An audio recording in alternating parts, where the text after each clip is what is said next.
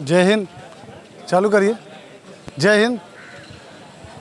नेपाल में जिस तरह से तख्ता पलट हुआ, प्रदर्शन हुए, आगजनी हुई, तोड़फोड़ हुआ, उसी को लेके भारत नेपाल सीमा पे देखेंगे एसएसबी के डीआईजी मुन्ना जी यहाँ पे अपने जवानों के साथ ये कड़ी गश्त और सुरक्षा से अपने जवानों को इन्होंने मुस्तैद किया है।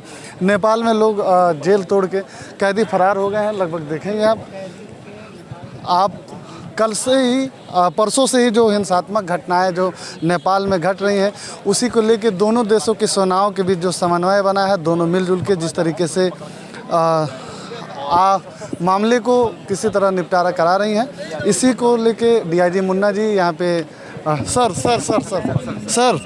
इस समय क्या स्थिति sir please I'm just sorry कि नेपाल एक हमारा मित्र राष्ट्र है, उसके बारे में मेरा कमेंट करना उचित नहीं है। हमारी जिम्मेवारी नो मैंस लैंड के अंदर की तरफ शुरू होती है, उस जिम्मेवारी को हम लोग बेहतर ढंग से निभा रहे हैं। जैसे कि कल जो आगजनी का घटना हुआ है सर सूचना यह भी मिली है कि तो देखेंगे जैसे कि बातचीत अभी ये इस तरफ देखेंगे, ये नेपाल बॉर्डर है, इस तरफ सर के द्वारा जो है ये नो मैंस लैंड पे इनकी ये क्या है जांच चल रही है, या दोनों कड़ी गश्ती के साथ यानी पेट्रोलिंग की जा रही है पूरी फोर्स के साथ। आप देखेंगे तो इनका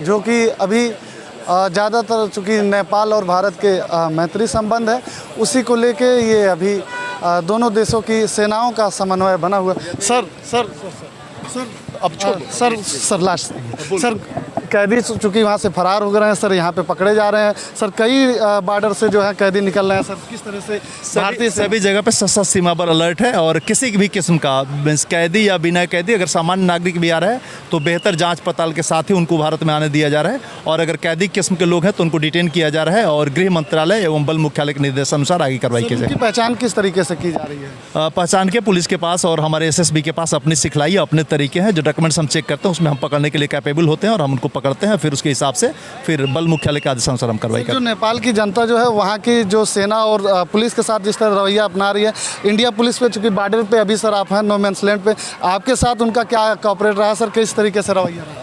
दोनों मित्र राष्ट्र हैं और उस केस में हम नेपाल राष्ट्र की जनता और नेपाल राष्ट्र के जो प्रशासन या उनकी पुलिस सुरक्षा एजेंसी है, साथ ही साथ भारत के साथ सबके साथ बेहतर संबंध है और हर एक लोगों को हमारा समर्थन पर्याप्त है। क्योंकि सर वर्दी में सर दूसरे देश का सैनिक दूसरे देश में जाना सर ये तो अलाउड नहीं है, लेकिन नेपाल की सेना पुलिस जो है वो किसी तरह कल जिस तरह से उन पे सर हमला किया गया, वो यहाँ पे आके इंडिया के सेना के ये कहा जाए समर्थन में या उनके संरक्षण में जैसे लोग बचे हैं, इस पे क्या कहेंगे?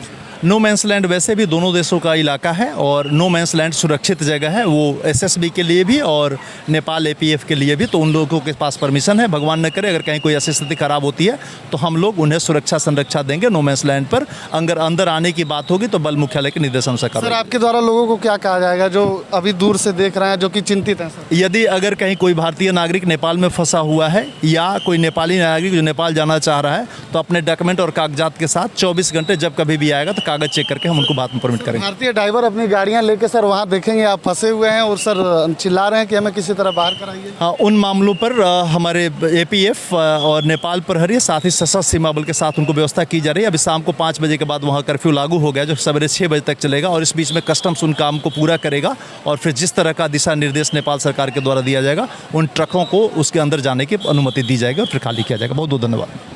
ये थे डीआईजी मुन्ना सिंह जी। आप देखेंगे ये नो मैंस लैंड पे आप देखेंगे पूरी सेना जो है मुस्तैदी से सुरक्षा से एकदम कड़ी तैनात है दोनों देश की। आप देखेंगे ये अभी नो मैंस लैंड पे ये डीआईजी साहब अभी जो कि अब यहाँ से जा रहे हैं कड़ी गश्ती मुस्तैदी सुरक्षा के साथ। वहाँ पे आप देखेंगे दूसरी तरफ नेपाल प्रहरी के लोग जो हैं वहाँ से लोग अपनी ये कहा जाए वो भी अपनी सुरक्षा में तत्पर लगे हुए हैं।